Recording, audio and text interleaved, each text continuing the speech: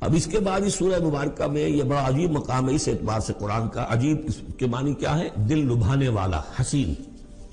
یہاں اللہ کے تقوی کا جو مقام اور مرتبہ واضح کیا جا رہا ہے اللہ کی نگاہ میں، اگر واقعتاً حقیقی تقوی ہے، صحیح تقوی ہے، قلب کا تقوی ہے، جیسے کہ حضور فرماتے تھے اپنے دست مبارک سے 3 مرتبہ آپ نے اشارہ کیا اپنے سیرہ مبارک کی طرف، التقوی ہا ہونا، التقوی ہا ہونا، تقوی یہاں ہوتا ہے.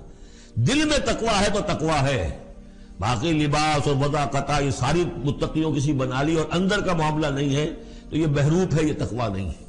لیکن حقیقی تقوی ہو تو پھر اس کا کیا مقام ہے؟ اب دیکھیے پہلی بات آ رہی ہے، وَمَن يَتَّقِ اللَّهَ يَجْعَلْ لَهُ مَخْرَجًا، جو شخص اللہ کا تقوی اختیار کرے گا اللہ اس کے لیے راستہ پیدا کر دے گا. جہاں بالکل نظر نہیں آئے گا کہ کوئی راستہ، اللہ راستہ پیدا کر دے گا.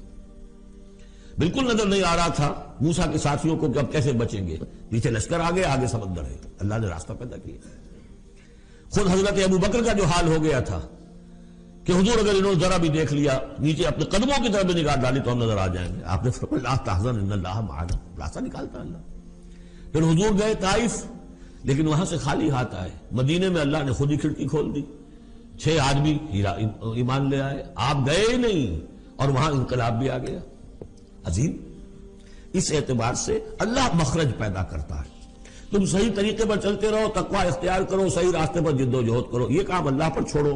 کب اسے منظور ہے اس کا کامیاب ہونا؟ جب ہوگا وہ راستہ ایسا کھول دے گا کہ تمہیں گمان بھی نہیں ہوگا. وَيَرْزُقْهُ مِنْ حَيْثُ لَا يَحْتَسِبُ، اور اسے رزق دے گا وہاں سے جہاں سے اسے گمان بھی نہیں ہوگا. اقامت دین کی جد و جہد ہو، غلبہ دین کی جد و جہد ہو، اپنے آپ کو ان صلاتی و نسکی و محیایا و مماتی اس کا فیصلہ کرنا ہو تو سب سے بڑی رکاوٹ آتی کھائیں گے کیا؟ تو اللہ تو کہتا ہے راضی میں ہوں. ہے ایمان اور یقین اس پر؟ کر کے دیکھو تو صحیح، اس پر اعتماد تو کرو. لیکن یہ کہ اس پر اعتماد کرنا، توکل، بڑی مشکل بات ہے. وہ تو جتنا ایمان ہوگا اتنا ہی اعتماد ہوگا، اور گہرا ایمان ہوگا گہرا اعتماد ہوگا. وَمَن يَتَّقِ اللَّهَ يَجْعَلْ لَهُ مَخْرَجًا وَيَرْزُقْهُ مِنْ حَيْثُ لَا يَحْتَسِبُ وَمَن يَتَوَكَّلْ عَلَى اللَّهِ فَهُوَ حَسْبُهُ.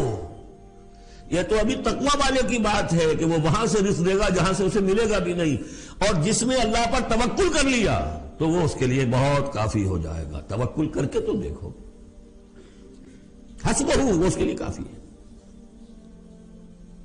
یہاں تک فرمایا ہے حدیث قدسی میں، حدیث میں من کان فی حاجت اخیہ کان اللہ فی حاجتہ.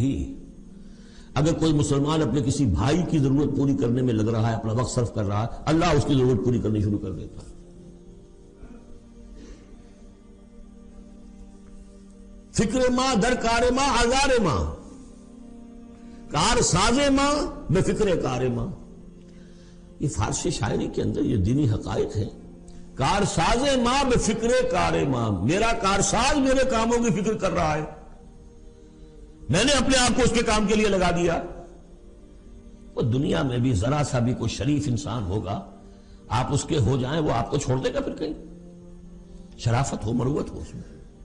آپ اللہ کے بن کر تو دیکھیے، پھر وہ کارساز ہے. کارساز ماں بے فکر کار ماں، فکر ماں در کار ماں آزار ماں.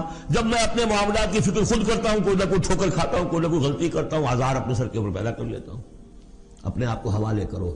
اس کا نام ہے تفویض الامر الی اللہ. افوض امری الی اللہ ان اللہ بصیر بالعباد.